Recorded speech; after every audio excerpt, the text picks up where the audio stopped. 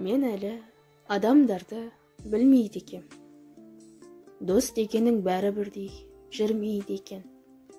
Бетіңе күлімсіреп тұрғанымен, сыртыңнан сөзін айтып күндейді екен. Мен әлі адамдарды көрмейді екем.